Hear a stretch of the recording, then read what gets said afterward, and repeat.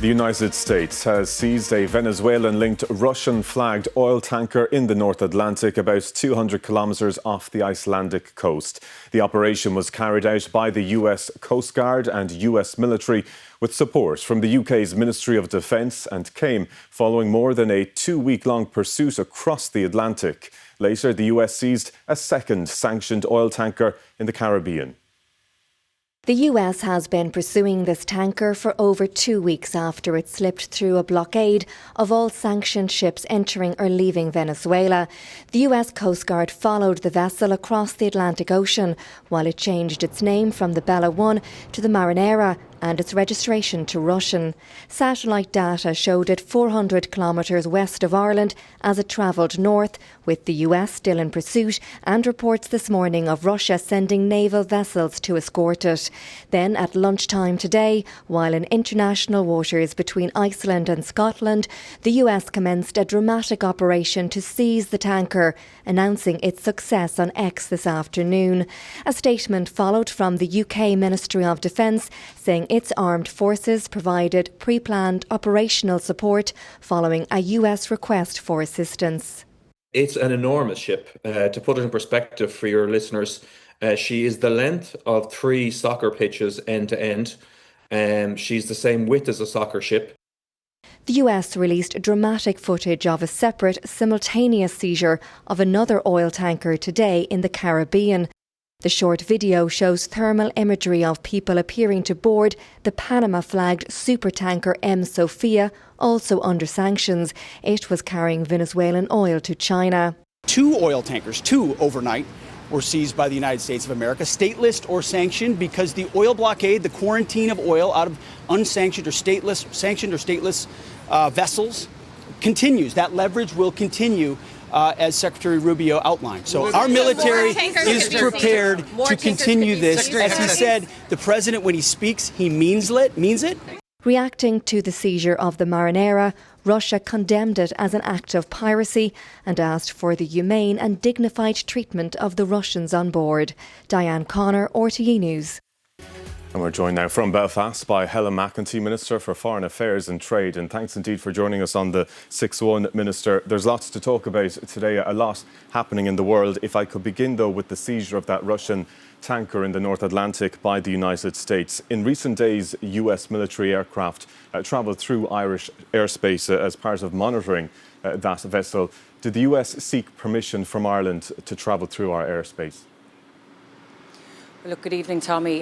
Delighted to join you from Belfast, and just to say I've had really good engagement with colleagues here today, but also had an opportunity to meet with victims and survivors of the Troubles, and obviously legacy is a key priority for this government, so that engagement will continue. But you can obviously appreciate this is a fast evolving and changing situation.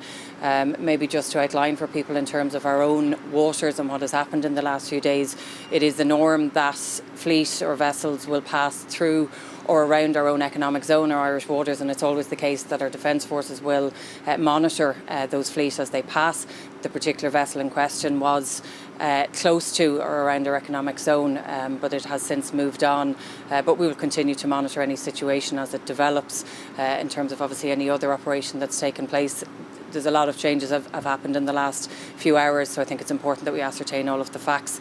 In terms of airspace, I mean, we have a long-standing agreement in place with the US. It goes back to 1959, and it very clearly states where and when permission needs to be sought when it comes to flying over airspace.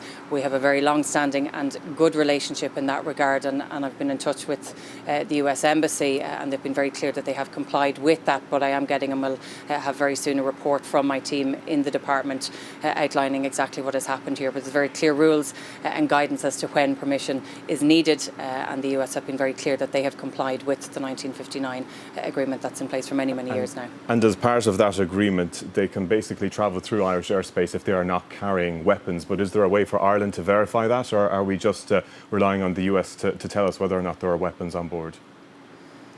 Well, look, what I'll say is it's whether there are weapons on board or if there's an operation underway. And what I'd say is we have a very good relationship with the US in terms of how this has worked and operated. It is for the US to make sure that they comply with this, but there are reports that follow any time an air carrier may pass our space, but we have reached out, and I have reached out prior to that report to get clarity. I do. And I am confident in what they have given us, but I have asked for a report and I will get that report. But this is a long-standing agreement. We work very closely and have a very strong relationship in this regard. Okay. And I do expect that they would comply with, and it's really important that they do comply with the agreement that is there. And that ship was travelling from Venezuela, and events in Venezuela in recent days have raised concern over the future of Greenland. If the United States were to decide to take control of Greenland, what could Europe do about it?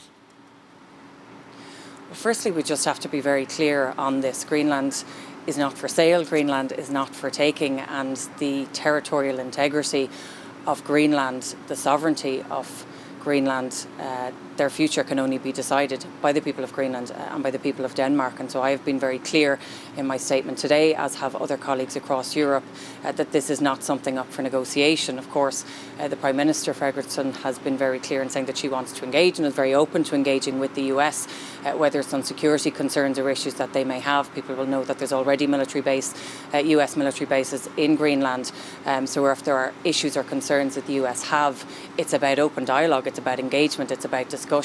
But the statements that we've heard in recent days are extremely concerning. I've been very clear that the situation that we've seen unfold in Venezuela is also concerning, and this is a different America, perhaps, and the approach that they're taking is very different. But the international laws, the norms, and the rules have not changed, and we have to be unequivocal in saying there has to be respect for territorial integrity and for the sovereignty of independent countries. But the approach that the United States has taken towards Greenland, I mean, has it not highlighted the fact that actually Europe would struggle to defend Greenland if it came to it? Well, look, what we've heard so far are words, and I think it's important that the conversations that need to be had between the US and Denmark happen. I know that the Prime Minister is keen to engage with the US and to discuss with them, what their concerns are. As I've said, we are living in a very changed world. There are significant security challenges and increased challenges happening right across the world. So we need to work together, and particularly with the US, who is such a strong and significant global player in that field. But it's not a question of one country, no matter how big or small they are, deciding that they want to take over another, and we have to stand absolute and resolutely behind Denmark and behind the people of Greenland in that regard. It is for the people of Greenland to decide what happens to their future, and no amount of talking or statements can change that. Just on the situation in Venezuela and events over the weekend, you put out a statement highlighting the importance of respecting international law. However, you didn't mention the United States. If Ireland believes in the importance of upholding international law, well then why don't you call out those who are accused of undermining it? Well, again, I've been very clear on that. What the US have done in recent days and the action that was taken is extremely concerning, and what's more concerning is the fact that the UN Secretary General is concerned that this may have been a breach of international law. So while that's not for me to decide if that has been the case, I'm extremely concerned by the actions of the US. I can't be any clearer in saying that. And I think we are seeing a changed approach by the US when it comes to international matters more broadly. I mean, nobody is questioning the fact that the legitimacy of the president is non-existent, and this is somebody who was not supported by the vast majority of his own people. But at the same time, we need to make sure that international law is respected, that the UN Charter is respected, and we will be guided by and work closely with the UN in that regard. But I mean, the UN Secretary General's comments this week are alarming. I share those concerns, and we need to be very clear, not just in our statements, but in saying this directly to our friends, and the US are friends of ours, but we need to be clear in saying that international law has to be respected at all times. There is an important vote coming up on Friday in terms of the Mercosur trade agreement. The Taoiseach hasn't ruled out supporting it. However, the Agriculture Minister has expressed concern about it, and independent members of the coalition are saying that they are opposed to it. So this is a government that is totally divided over the Mercosur trade deal. Well, I think this government has always been clear about the fact that we have grave concerns when it comes to the implications for our beef sector.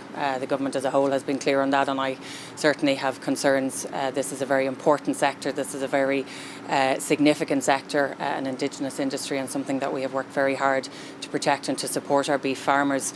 So we need to make sure that we don't sign up or agree to anything that would be detrimental to them. So we have to take that on board. I appreciate that there have been moves to put in place safeguards to provide reassurance and support, but even with the meeting happening today with agricultural ministers, I still have grave concerns about the implications of this for our beef farmers, and I think we need to be clear about that. Of course, any decision that's taken will be taken collectively by government, and we're engaging on that at the moment, and will of course continue to engage into tomorrow on it.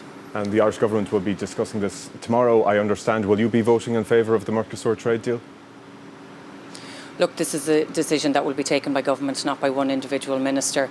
But I would reiterate, I have serious concerns and grave concerns about the implications of this for our beef farmers. Okay. And while we are and will always be an open and trading economy, we can't have that at any cost, and we need to balance and take into account all of the pros and cons of any of these types of scenarios. Okay, Helen McEntee, Minister for Foreign Affairs, thanks indeed for joining us on 6-1. Thank you.